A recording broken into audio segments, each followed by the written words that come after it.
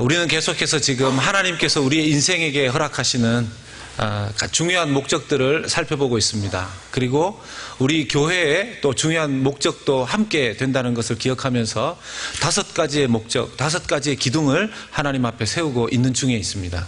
여러분, 첫 번째 인생, 첫 번째 교회의 기둥이 무엇이었습니까? 예배였었습니다. 역시 우리 교회는 실력이 좋습니다. 예배였었습니다. 예배는 이렇게 교회 예배당에 나와서 하나님을 예배하는 것만이 아니라고 했습니다. 모든 것이, 세상 모든 것이, 내게 주어진 모든 것이 하나님께로부터 왔음을 인정하고 하나님께로 다시 돌려드리는 것이 예배라고 하였습니다. 그런 의미에서 내가 가지고 있는 모든 시간과 또 물질과 내 재능과 나의 목소리까지 하나님 앞에 다시 돌려드리는 것, 그것이 하나님을 향한 예배라고 하였습니다.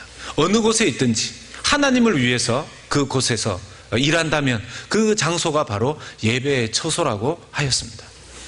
어떤 분께서 제가 예배에 대한 설교를 전한 이후에 그런 말씀 하셨습니다.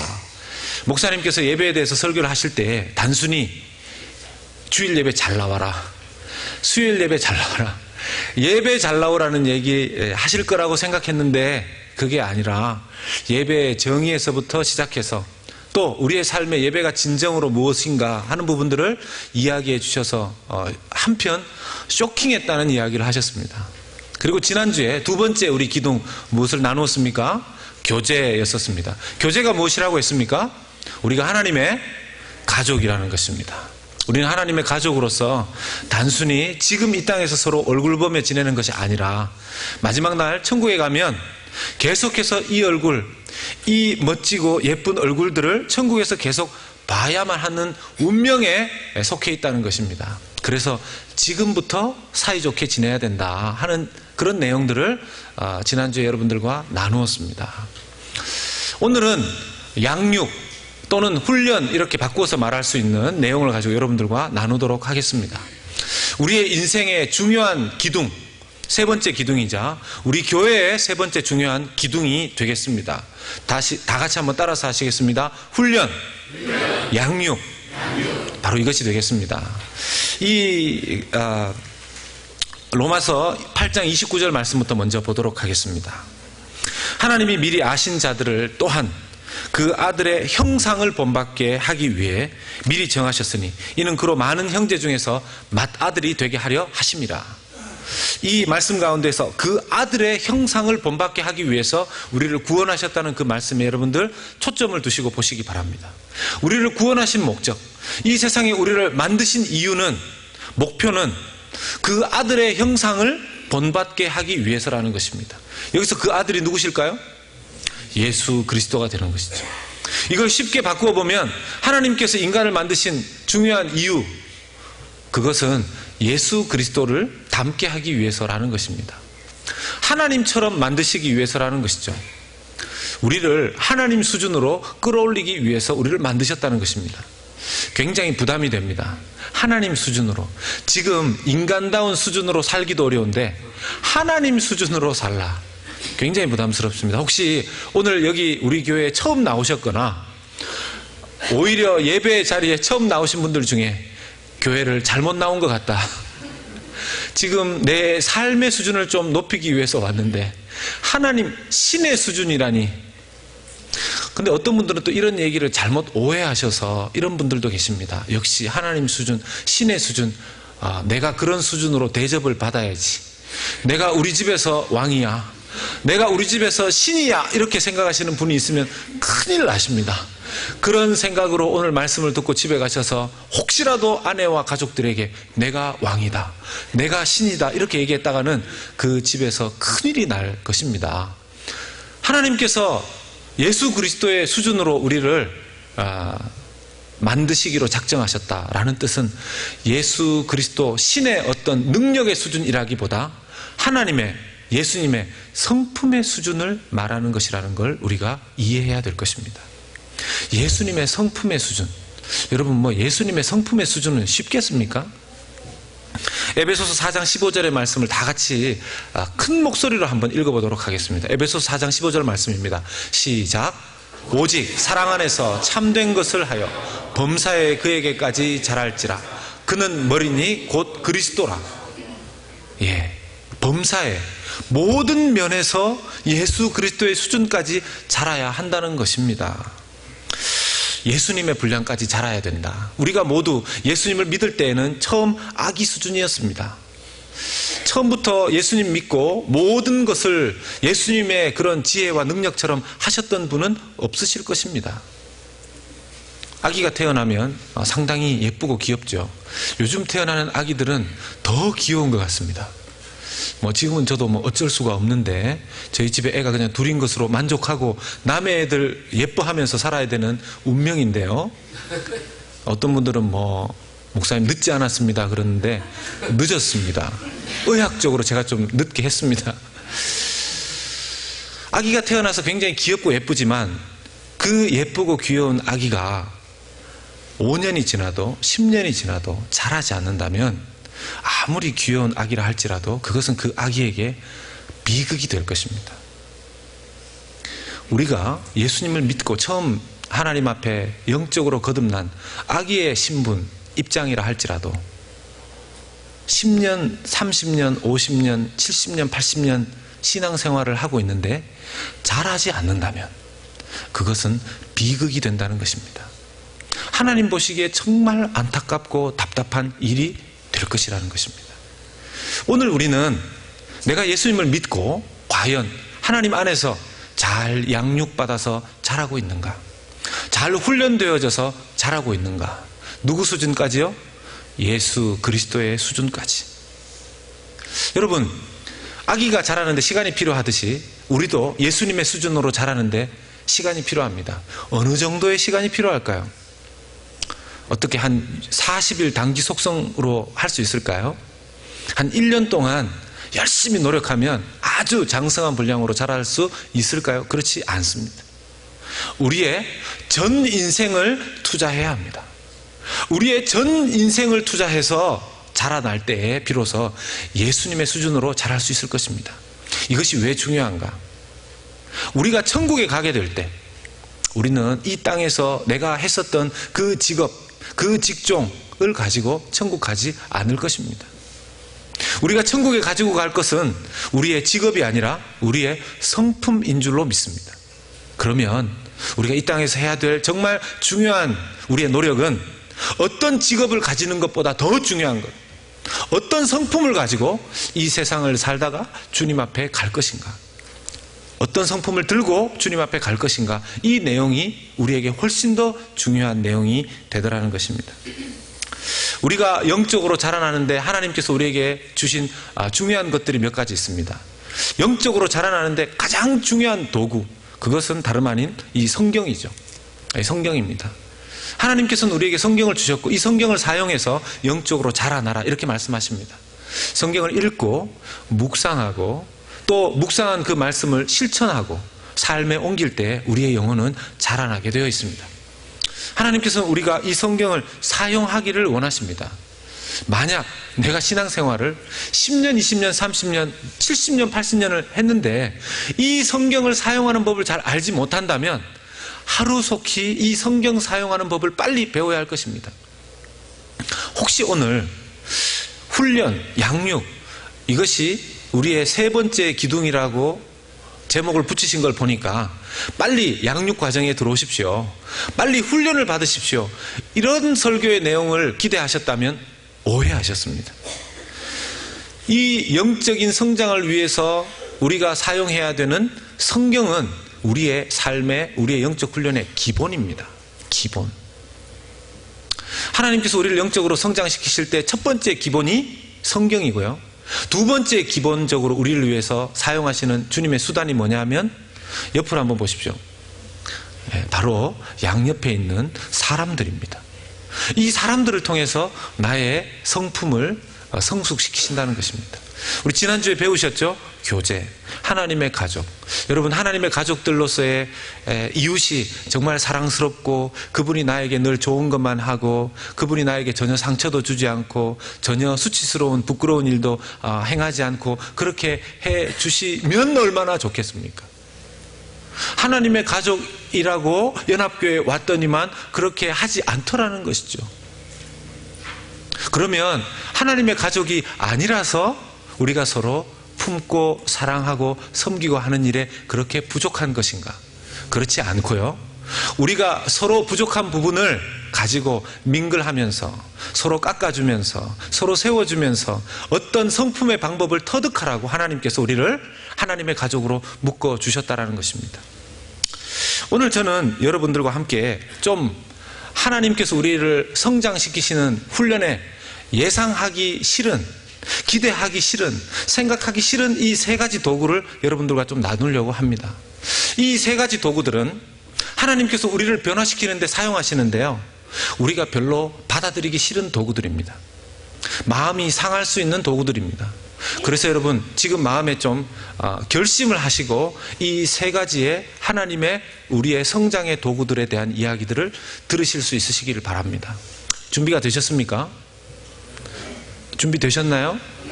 네. 우리 유튜브에 가면 선생님이 얘기합니다. 준비됐나요? 그러면 네네 이렇게 얘기를 하시는데, 여러분 준비되셨을 줄로 믿고, 눈빛을 보니까 준비가 좀 되신 것 같습니다. 첫 번째 하나님의 우리를 성장시키시는 도구는 고난입니다. 고통입니다. 딱 듣자마자 벌써 싫어하시는 분들이 좀 계시는데 따라서 하시겠습니다. 고통. 이 고통이 하나님께서 우리의 영혼을 성장시키시는 첫 번째 도구라는 것입니다. 하나님께서 우리에게 고통을 허락하실 때, 고난을 허락하실 때, 그 이유가 분명히 있습니다. 그 이유는 하나님을 더욱 신뢰하고 하나님께로 더욱 가까이 하게끔 하기 위해서 이 고통을 허락하십니다. 그래서 고통이 우리의 삶에 찾아올 때 우리가 그 답을 알고 반응하는 것이 옳은데요, 고통이 내게 찾아올 때 하나님께서 이미 우리에게 허락하신 답은 무엇인가? 하나님을 더욱 신뢰하라는 것입니다. 따라서 하시겠습니다. 신뢰. 고통이 찾아올 때 하나님이 원하시는 우리의 응답은 신뢰입니다. 로마서 5장 3절에서 4절의 말씀을 보면, 다만 이뿐 아니라 우리가 환난 중에도 즐거워하나니. 여러분, 환난 중에 즐거워하실 만한 분 몇 분 계실까요? 저는 환난이 좋습니다. 환난이여 내게 오라. 환난이 혹시 즐거우신 분 손을 높이 드시면 이상하다고 그러실 수도 있고 세디스트라고 그럴 수도 있기 때문에, 환난이 나는 즐겁다, 고통이 나는 즐겁다, 잠깐 손 한번 이렇게. 아무도 없으십니다. 환난이 즐겁고 그 환난과 고통이 좋으신 분들은 아무도 없습니다. 우리의 삶에 일어나는 이 고통들, 이 고통이 없다면 예수 그리스도를 닮아가기 어렵다는 것이 우리가 정말 받아들이기 싫은 영적인 원리입니다. 이 일을 가장 우리에게 대표적으로 보여주신 분이 당연히 예수님이시죠. 우리가 겪는 고통 중에는 알지 못하는 사이에 찾아온 고통이 있고요, 아는 고통이 있습니다. 예를 들어서 여러분, 내일 우리가 정말 하기 싫은 수술을 해야 된다라고 한번 생각해 보십시오. 어느 신체의 한 부분이 썩어서 그 부분에 문제가 있어서 그것을 도려내야 하는 수술을 해야 된다라고 여러분들 한번 생각해 보십시오. 그 수술이 기다려 주실 분이 있으시겠습니까? 그 수술이 굉장히 위험한 수술이라서 목숨을 잃을 수도 있는 그런 수술이라면 아마 내일이 오는 것이 자기의 인생의 가장 고통스러운, 내일이 그 수술이라면 오늘이 가장 인생의 고통스러운 날이실 거라고 생각이 듭니다. 예수님에게 있어서 그 가장 고통스러운 날은 바로 십자가를 지시는 날이셨죠. 그 십자가를 지시기 바로 전날이 예수님에게 정말 고통스러운 날이셨습니다. 그 고통스러운 날에 주님께서는 어디에 오르셨습니까? 겟세마네에 오르셨습니다. 그 겟세마네 동산에서 그분께서는 기도하셨습니다. 그 기도의 내용이 우리가 하나님 앞에 고통 가운데 있을 때 드리는 기도의 내용입니다. 마가복음 14장 34절의 말씀에 예수님의 고통이 등장합니다. 말씀하시되 내 마음이 심히 고민하여 죽게 되었으니 너희는 여기 머물러 깨어 있으라 하시고, 이 마가복음 14장 34절의 말씀을 보면 주님께서 고민하여 죽게 되었다. 내가 죽을 정도의 고민과 고통 가운데 있다고 주님의 심정이 드러나고 있습니다. 그 이후에 곧바로 주님께서 이어서 기도할 때 36절입니다. 이르시되 아빠 아버지여, 아버지께서는 모든 것이 가능하오니 이 잔을 내게서 옮기시옵소서. 그러나 나의 원대로 마옵시고 내 아버지의 원대로 하옵소서. 이런 말씀이시죠. 하나님, 이 모든 고통이 정말 싫습니다. 지금 내가 겪고 있는 이 고통, 내일 내가 감당해야 되는 그 십자가의 고통이 정말 싫습니다. 아버지, 이것을 옮기실 수 있지 않습니까? 다른 날로 옮기실 수 있지 않습니까? 아니, 아예 이것을 내 앞에서 없애실 수 있는 분이 하나님 아버지가 아니십니까? 그러나 이것이 나의 삶을 향한 하나님 아버지의 뜻이라면 제가 이 길을 갈 수 있도록 도와주십시오. 이것이 예수님의 기도였습니다. 우리의 삶에 고통이 찾아오고 환난이 찾아올 때에도 우리는 같은 기도를 할 수 있습니다. 어떤 분들이 고통이 찾아왔을 때 범죄하지 않기 위해서 하나님 앞에 불평하는 것을, 불만을 드러내는 것을 마치 자기가 죄 짓는 것처럼 생각하시는 분들이 계십니다. 여러분, 하나님 앞에 나의 고통에 대하여 호소하는 것은 죄가 아닙니다. 예수님처럼, 예수님, 정말 지금 이 상황이 고통스럽습니다. 정말 이 상황을 하나님 변화시키실 수 있고, 주님, 왜 하필 저입니까? 다른 사람에게 이 고통을 주실 수도 있지 않습니까? 그러나 이 고통을 통해 제게 이루시기를 원하시는 것이 있다면 제가 이 고통을 잘 받아들이고 주님의 뜻과 계획을 이룰 수 있게 해 주시옵소서. 그 용기를 주시옵소서. 그렇게 기도하는 것이 우리가 하나님 앞에 드릴 수 있는 기도인 줄로 믿습니다. 여러분, 저와 여러분의 삶에 고통이 찾아올 때 예수님께서 겟세마네 동산에서 드리셨던 그 기도를 반드시 기억하시기를 바랍니다. 우리가 우리의 삶에 그러한 영혼의 고통의 상황 속에 있을 때 우리에게 도움이 되는 것이 하나 있습니다. 제가 여러분들에게 권하고 싶은 것은 영혼의 일기를 쓰라는 것입니다. 영적 저널을 쓰시라는 것입니다. 어떤 분이 10년 전부터 이 영혼의 자기의 저널을 쓰신 분이 계셨습니다.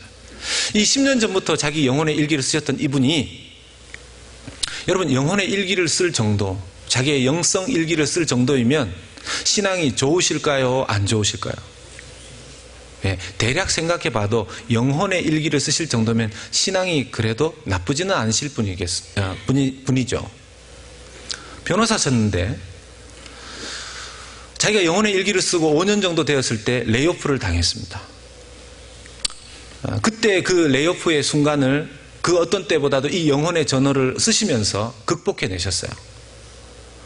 하나님께서 그 고통 가운데에서 어떻게 자기를 선한 곳으로 인도하시는지를 꼬박꼬박 기록한 그 내용을 가지고 그 이후에 계속해서 영적 일기를 쓰셨는데 10년이 지날 때까지 하나님께서 복을 주셔서 더 잘 되게 하셨는데 10년이 되는 그때 또 어려움을 당하시게 되신 것입니다.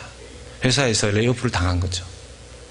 정말 그때는 그 어느 때보다도 가족들도 더 행복한 때였고 재정적으로도 이미 매달 주어지는 샐러리, 그 인컴 때문에 많은 것들을 하나님 앞에서 이미 세상 가운데에서 비용을 지불하고 있는 상황이었기 때문에 훨씬 더 어려운 고통 가운데 들어가게 된 것이죠.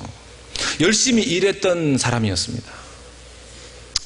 그 정도의 상황에서 그가 성경도 보았지만 자기가 정말 고통 가운데서 하나님께서 나를 어떻게 인도했는가, 그걸 자기의 영혼의 일기, 영적 저널을 보면서 그때 나를 그 위험한 상황, 위경에서 건져주신 그 하나님의 인도하심을 다시 영적 저널을 통해서 위로를 받고 도움을 받고 하나님 앞에 다시 나아갔을 때 하나님께서 그의 삶의 자리를, 그 위험한 지경을 잘 견뎌내게 하시면서 하나님을 더 신뢰할 수 있는 믿음 주셨고, 나중에는 하나님께서 오히려 또 더 잘되게 하시는 하나님의 은혜 가운데로 인도해 주셨다라는 것입니다.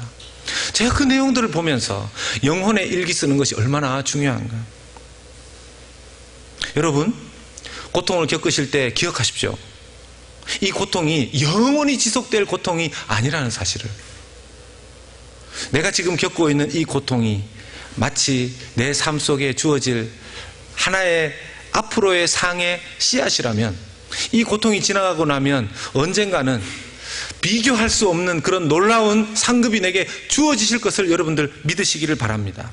고린도후서 4장 17절의 말씀 가운데 우리가 잠시 받는 환난에 경한 것이 지극히 크고 영원한 영광에 중한 것을 우리에게 이루게 함이니.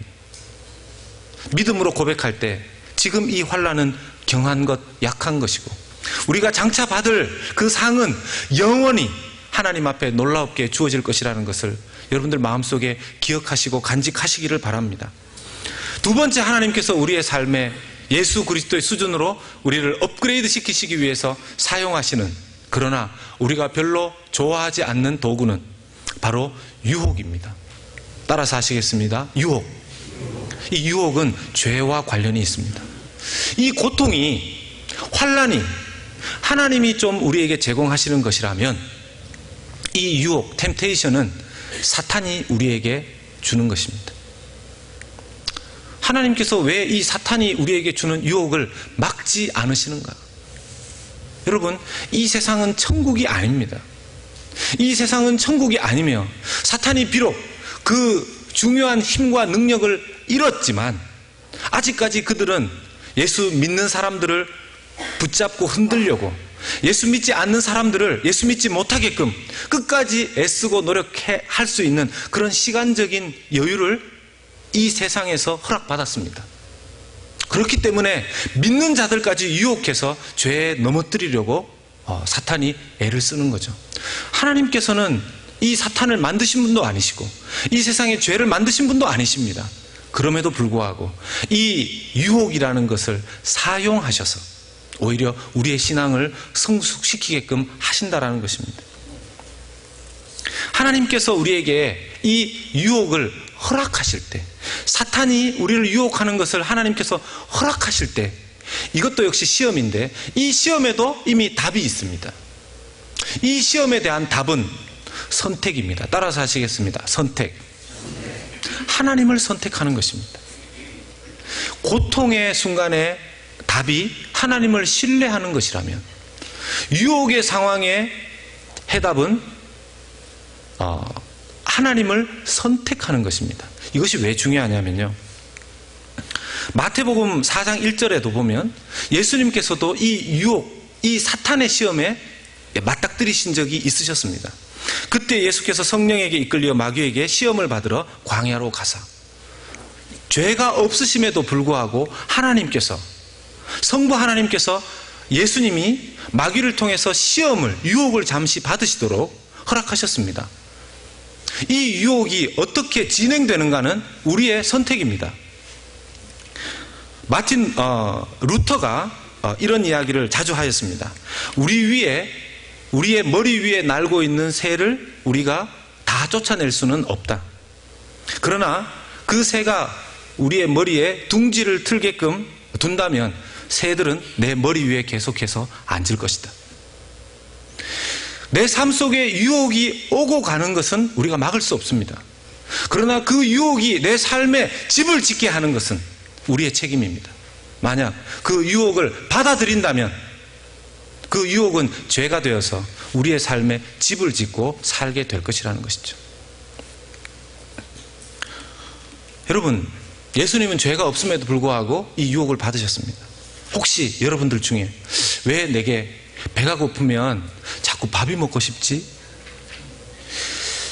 잠을 못 잤는데 왜 이렇게 더 자고 싶지? 죄는 이 게으른 것, 자꾸 잠자는 것, 이런 건 죄인데, 많이 먹고 싶은 것, 이런 것도 죄인데, 혹시 그렇게 생각하시는 너무 지나친 죄의식에 있는 분들이 있으시다면 오늘부로 정리하시기 바랍니다. 여러분, 배가 고프면 밥을 먹고 싶어지게 되어 있습니다. 제가 가끔씩 농담 삼아 그런 얘기를 합니다.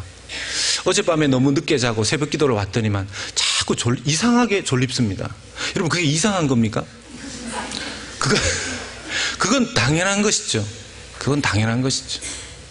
우리의 삶에 일어나는 그런 생리적인 자연적인 현상들까지 죄라고 치부해버리면 우리는 율법주의자가 되어버리고 맙니다. 지금 말하는 것은 그런 것이 아니죠. 사탄이 우리의 삶에 와서 유혹하고 있는 바, 우리에게 줄을 던져줍니다. 어떤 줄을 던져줄까요? 네, 젊은 사람들, 뭐 이건 남녀노소가 없겠지만 젊은 사람들이라면 특별히 급한 마음, 젊은 사람들 참 마음 급합니다. 빨리 이루고 싶은 마음 많습니다. 결혼도 막 빨리 하고 싶고 사귀는 것도 빨리 사귀고 싶고 오늘 만났는데 내일 결혼하자고 이야기합니다. 그게 젊은 사람들입니다. 그리고 또 재물에 대한 욕심도 있죠.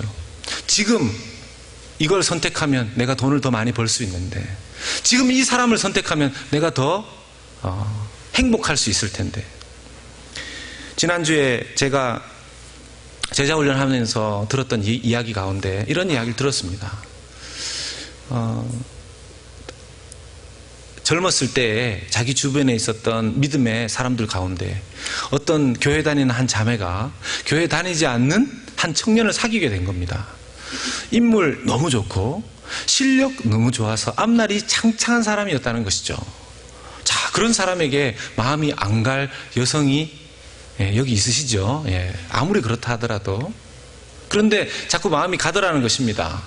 그런데 그때 우리 함께 제자훈련하는 분이 권면하시기를, 자매님 그렇게 하시면 안 됩니다. 하나님을 선택하십시오. 만약 그 형제가 예수님을 정말 믿겠다고 고백하고 예수 그리스도 안으로 온다면 모르겠지만 그렇지 않다면 그건 지금 당신의 껍데기를 사랑하는 것입니다. 근데 이 자매님이 고민하다가 그런 이야기를 주고받으면서 이 형제를 포기했어요. 이 형제를 포기한 겁니다.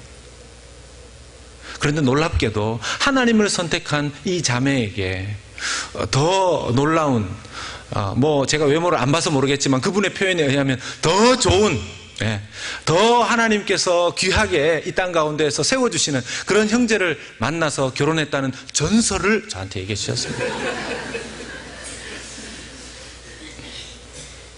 우리의 삶에 주어지는 그 유혹들을 우리가 사탄이 아닌 하나님을 선택하면 지금 당장은 손해보는 것 같지만 하나님께서는 그 사탄이 우리에게 던져준 그 사탕발림을 초월하는 놀라운 축복과 은혜로 우리에게 베풀어 주실 줄 믿으시기를 주의 이름으로 축원합니다. 그런 믿음이 있으셔야 합니다. 그런 믿음이 없이는 그 사탄이 우리에게 던져주는 것을 이겨낼 수 없다는 거죠.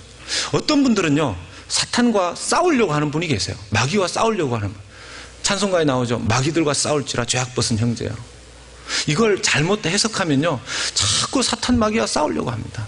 교회 안 오고 데이트하면서 어떻게 하면 내가 이 자매와 안 만날 것인가, 계속해서 자기가 돈을 버는 쪽에 인생을 걸면서 성경 한 장, 기도 한 번 하지 않으면서 하나님, 내가 이 돈과 직접 싸우겠습니다. 이기해 주시옵소서. 이길 수 있을까요? 여러분, 마귀와 우리 자신이 직접 줄다리기를 하면서 싸우면 백전백패입니다. 백전백패. 내가 마귀와 직접 줄다리기를 하면서 싸우면 백전백패입니다. 그러면 어떻게 하면 승리할 수 있을까요? 죄악 벗은 형제요, 그 줄다리기 하는 줄을 내려놓으셔야죠. 마귀와의 그 줄을 던져버리셔야죠. 누구를 선택해야 됩니까? 하나님 편을 선택하시는 거죠. 왜 그 줄을 계속 붙잡고 실갱이를 하실까요? 자기가 이겨보려고 아무리 애를 써도 사탄 마귀와의 줄다리기에서는 이길 수가 없습니다. 사탄은 어떤 존재일까요? 밀당의 천재입니다. 밀고 당기기의 천재입니다. 그래서 때로는요, 마치 사탄과 직접 그 유혹거리를 가지고 싸우면 내가 이기는 것처럼 이렇게 줄을 좀 줄 때도 있습니다. 그리고 좀 이기는 것 같으면 또 잡아당겨서 힘들게 하죠. 사탄이 우리를 그렇게 계속 놀려먹는 거죠. 여러분, 우리의 영적인 지혜가 필요합니다. 사탄이 나를 지금 가지고 장난치고 있는지, 그게 딱 감각이 되시면, 그때 센스가 작용하시면 빨리 하나님 쪽을 선택하신다면 하나님께서 우리를 승리로 인도해 주실 줄로 믿습니다. 시험을 그런 유혹의 속에 있을 때 우리가 생각해야 될 여러 가지 것들이 있는데요. 특별히 하나님께서 우리에게 주시는 것 중에 하나가 뭐냐면 영적인 파트너입니다. 따라서 하시겠습니다. 영적인 파트너.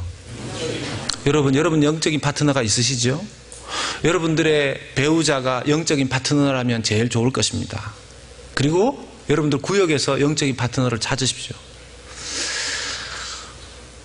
식당을 하거나 또 다른 비즈니스를 하시거나 할 때 참 손님들이 여러 스타일들이 있으십니다.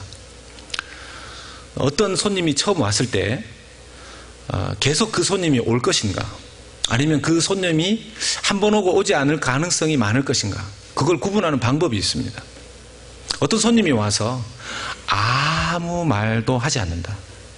이분은 다시 안 올 가능성이 굉장히 높습니다. 특히 한국 사람들. 한국 분들은요, 말하지 않습니다. 마음으로 결심합니다. 오지 않으리라. 오지 않으리라. 이 집 밥을 먹어봤는데 맛이 없다는 거죠. 그러면 다시 올 사람은 뭐라고 얘기하겠습니까?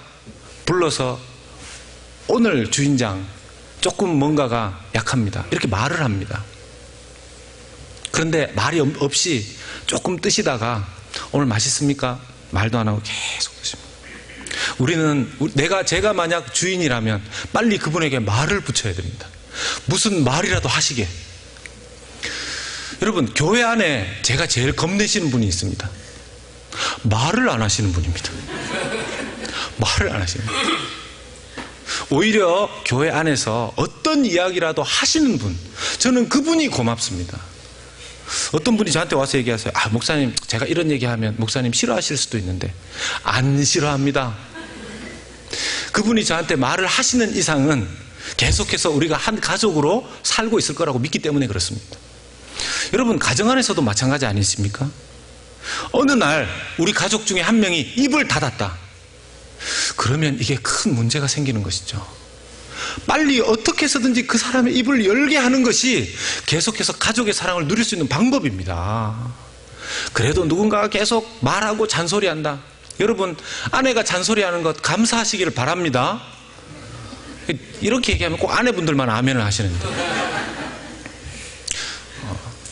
아내의 잔소리 속에 하나님의 음성이 있다, 이렇게 믿으시면 그 잔소리조차 귀에 노래처럼 들리실 줄로 믿습니다. 이래도 또 이렇게 보면 아내분들만 아멘. 여러분 아멘. 여러분, 영적인 파트너를 찾으셔서 지금 내 상황의 어려움을 이야기하십시오. 구역에 가셔서 제발 좀 얘기 좀 하십시오. 이 구역이 마음에 안 든다고. 그러면 충격을 받으시겠죠. 그렇지 않습니다. 이 구역이 마음에 안 들든지, 이 구역에 마음이 들든지, 내 속에 있는 이 답답함이 있습니다. 그런 이야기를 좀 하십시오. 무슨 이야기든지. 구역에 가서 그 얘기가 하기 어려우시면 저한테 오십시오. 저한테. 네. 아니면 저한테 오시기 그러시면 다른 교역자들한테 가시든지. 제일 좋은 방법은요, 가까이 있는 영적인 파트너들에게 그 일을 하시라는 것입니다.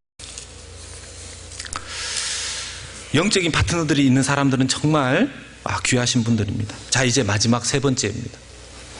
정말 우리의 세 번째, 그리스도께서, 하나님께서 우리를 예수 그리스도의 수준으로 끌고 가시기를 원하시는, 정말 우리가 받아들이기 싫은 마지막 도구입니다. 마음의 각오를 하시고, 마음의 각오를 단단히 하셨습니까? 따라서 하시겠습니다. 모욕과 수치. 모욕과 수치입니다. 하나님께서 우리를 하나님의 수준으로 끌어올리시기 위해서 사용하시는 게 모욕과 수치입니다.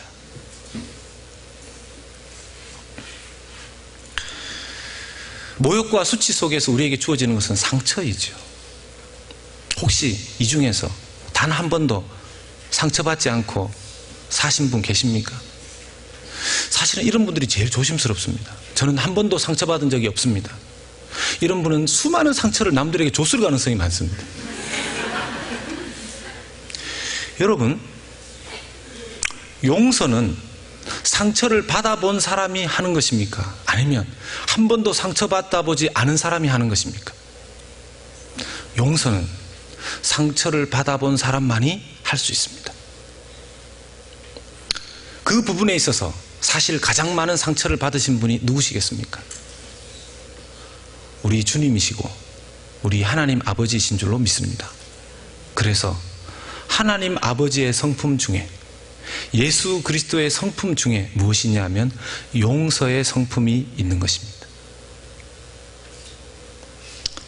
우리는 인간적으로 때때로 내가 하지도 못하고 내가 해본 적도 없는 것을 사람들에게 요구할 때가 있습니다. 교만이죠.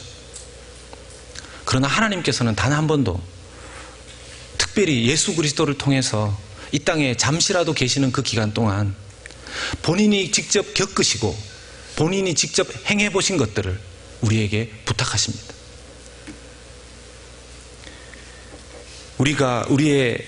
우리가 서로 간의 죄를 용서해 줄 수 있는 그 방법, 하나님께서 우리에게 제시하십니다. 에베소서 4장 32절의 말씀입니다.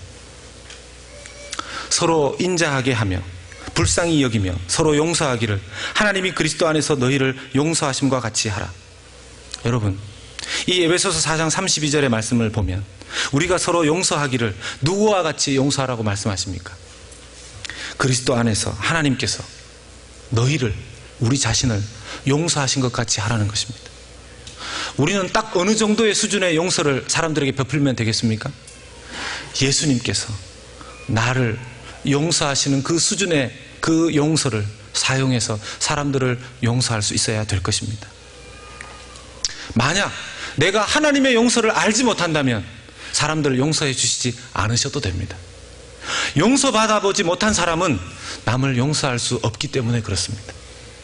여러분, 누군가를 용서하고 싶으십니까? 그러면 그 사람을 용서해야 된다라는 그 말에 붙잡혀 있지 마시고 하나님이 나를 어떻게 용서하셨는가를 들여다보시기 바랍니다. 그러면 용서할 수 있는 능력이 하나님으로부터 부여되어지는 줄로 믿습니다.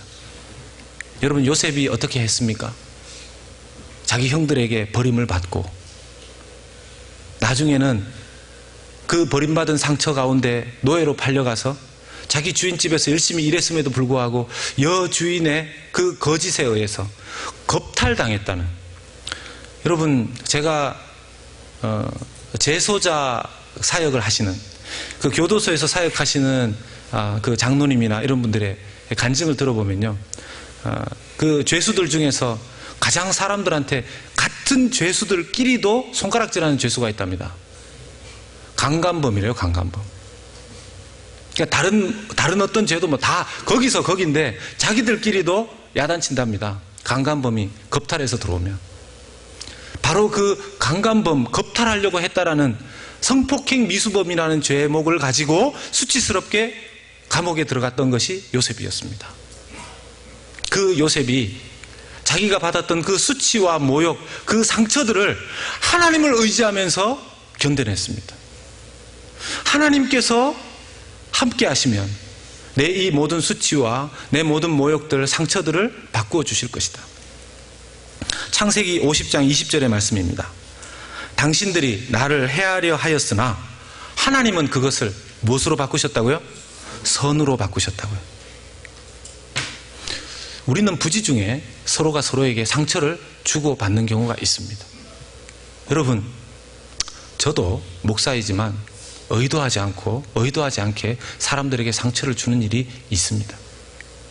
여러분, 아무리 우리가 착하고 선하게 인생을 산다 하더라도 내 삶에서 전혀 나는 단 한 번도 상처 준 일이 없습니다. 자신 있게 혹시 그렇게 얘기하실 분이 계십니까? 저하고 위치를 바꾸시죠. 그분이 설교하시고 제가 앉아서 듣겠습니다. 저는 이 자리에 서 있는 김 목사는 부족해서 전혀 의도하지 않았음에도 불구하고 상처를 줄 때가 있는 것을 발견합니다. 그럴 때 제가 할 수 있는 것은 그 사실을 알게 되면 사과하는 것이 제가 할 수 있는 방법이었죠. 여러분, 마찬가지 아니십니까? 누군가가 나에게 상처를 주었을 때 의도해서 상처를 주는 경우도 있지만 의도하지 않고 상처를 주는 경우도 있습니다. 의도하든 의도하지 않았건 내게 주어진 그 상처에 대해서, 여러분, 상처를 준 사람에 대해서 우리가 할 수 있는 것은 용서이고요. 우리가 그것에 정말 어떤 변화를 일으키고 싶다면 우리는 하나님을 신뢰해야 할 것입니다. 하나님의 주권을 인정해야 할 것입니다. 그러면 반드시 주님께서 요셉에게 그렇게 하셨듯이 우리를 해하려고 하였던 그 모든 것들을 나중에 선하게 바꾸어 주실 줄로 믿습니다. 이제 여러분, 말씀을 맺기를 원합니다. 저에게는 두 가지 확신이 있습니다. 우리의 인생 가운데 최고의 간증, 그것은 내가 상처받았을 때, 내가 고통 가운데 있을 때, 내가 유혹 속에 있을 때 그것에 어떻게 반응했느냐 하는 것들이 간증이 될 것입니다. 여러분, 간증을 듣는 분이 되시겠습니까? 간증을 하시는 분이 되시겠습니까? 고통과 유혹과 수치와 상처가 있으실 때 그것을 나중에 간증의 거리로 꼭 삼으셔서 승리하실 수 있으시기를 바랍니다. 우리의 영적인 수준과 나이가 일치했으면 좋겠지만 때로는 그렇지 않은 것을 봅니다. 왜일까요? 이 모든 성숙, 양육, 훈련들은 자동적으로 우리의 삶에 이루어지는 것이 아니라 나의 하나님에 대한 신뢰, 하나님에 대한 선택, 하나님의 주권을 인정하는 그 믿음 때문에 그 모든 우리의 선택들이 하나님의 분량으로, 예수 그리스도의 분량으로 우리를 세워주시기 때문입니다. 빌립보서 2장 5절의 말씀으로 오늘 말씀을 맺습니다. 너희 안에 이 마음을 품으라.